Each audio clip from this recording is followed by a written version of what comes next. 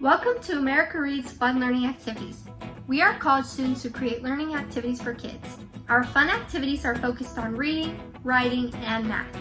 My name is Mackenzie, and in today's topic, we are going to be talking about how to communicate publicly in a way that effectively tells your story and keeps your audience engaged. But first, we are going to talk about the key aspects of public speaking and storytelling. But first, please take out some paper, markers, and a pen so that we can create some notes to help you remember. I have already gone ahead and created a note sheet that I would like you guys to recreate, so let's get to it. We are now going to recreate this note sheet that I created. At the top of your paper, please title it, "A public speaker is someone who... On our notes, we are going to examine these categories, which details who a public speaker is and what they should be doing. In the middle of your page, please draw yourself. You can get as fun and creative as you'd like. We are going to focus on the following categories: posture, voice, eyes, light, gestures, and speed. After you have finished drawing yourself, please write an area for posture, voice, eyes, light, gestures, and speed. Underneath these categories, we are going to write a few or one bullet point about what it means to be a public speaker as it pertains to these categories. We are first going to learn about posture. When public speaking, it is important that you stand up straight with confidence. So next to your drawing and under the posture category, we are going to write a bullet point that says, "Stands up straight with confidence." It is very important that you stand up straight as it portrays to your audience that you are confident and know what you are talking about. Next up, we have voice. On your note sheet, I want you to create another bullet point that says, "Uses a loud and clear voice." A public speaker is someone who uses a loud and clear voice. We want to use a loud and clear voice when speaking publicly so that everyone can hear us and will pay attention to what we are saying. Now we have life. This one is important as it means to have passion in your presentation. If you are not passionate about what you are talking about, your audience will be bored and they will not pay attention. So we are going to write the bullet, "Expresses passion and emotion." Now we have eyes. This refers to looking at your audience. We must look at our audience when speaking in order to keep them engaged. So, write on your paper next to your drawing and under the eyes category, "Looks at the audience." Almost done, guys. Up next, we have gestures, which are important to keep your story exciting.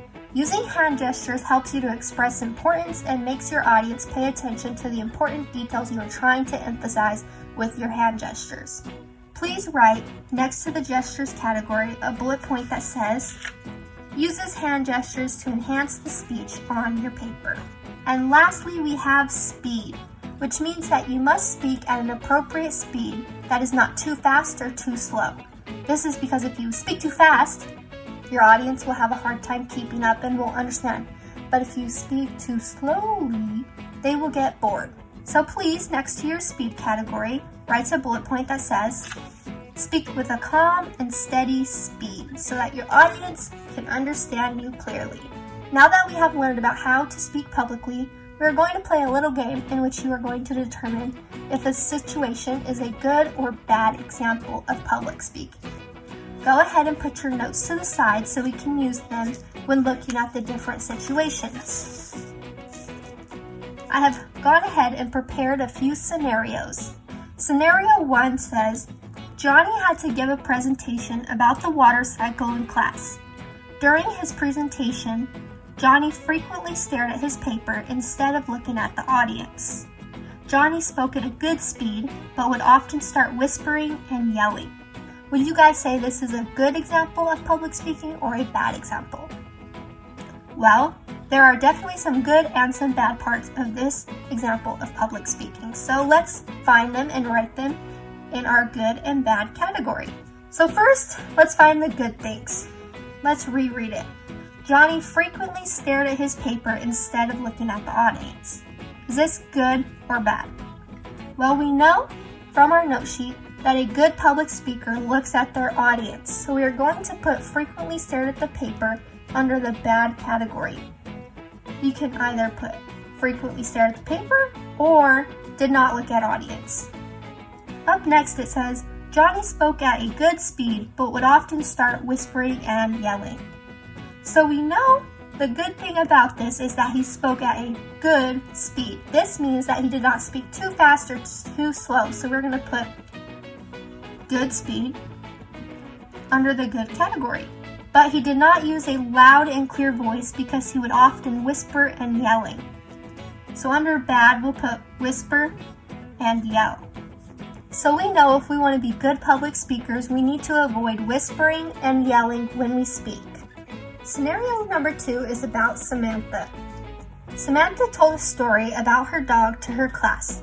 Samantha paced around a lot while telling her story and did not face or look at the audience. Samantha spoke clearly and loudly so that everyone could hear her.